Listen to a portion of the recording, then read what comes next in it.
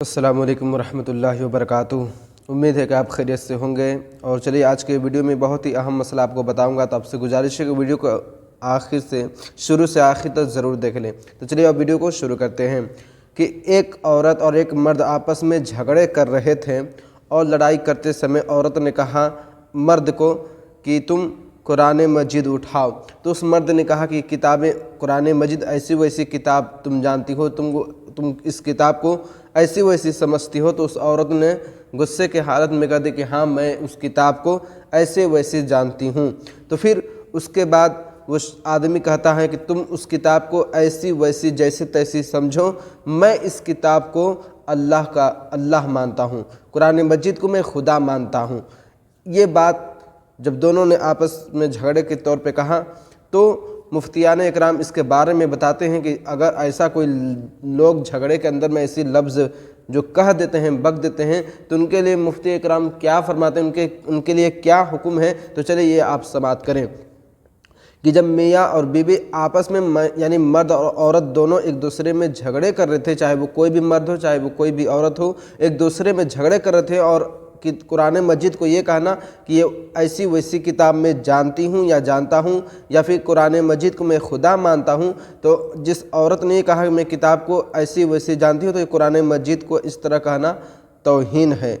کتاب کو ایسی ویسی کہنا یہ قرآن مجید کی توہین ہے، اور قرآن مجید کو ایسی ویسی سمجھنا، اس کا انکار کرنا یہ کفر ہے۔ اور آدمی کا یہ کہنا کہ میں قرآن مجید کو خدا مانتا ہوں، تو یہ بھی کفر ہے، کیونکہ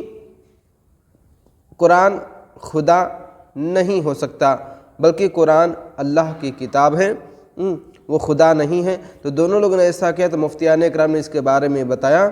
کہ دونوں لوگوں نے جہالت کے طور پہ یہ باتیں اپنے منہ سے لوگ کہہ دیے، بک دیے، تو پھر ایسا ان کے لیے مسئلہ یہی ہے کہ وہ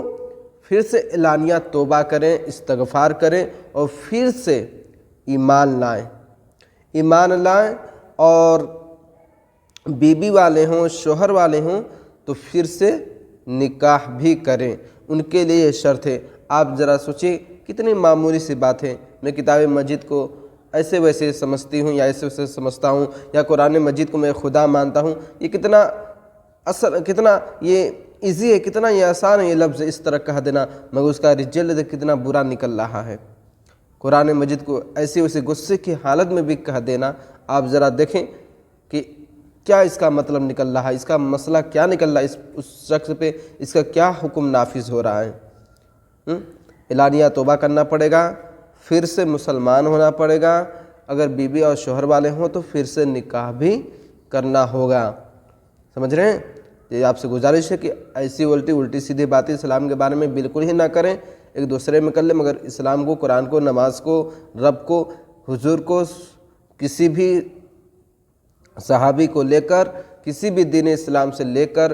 آپ کو نہ سمجھ میں تو آپ بالکل خاموش رہیں، مگر اناب شراب نہ بگے، کیونکہ اس میں آپ ہی کا برا ہونے والا ہے، آپ ہی کا اس کا نتیجہ نکلے گا۔ تو چلیے امید ہے کہ آپ کو ویڈیو سمجھ میں آ گئی ہو۔ تیسری جملوں کے ساتھ میں اپنی گفتگو اختتام کرتا ہوں۔ السلام علیکم ورحمۃ اللہ وبرکاتہ۔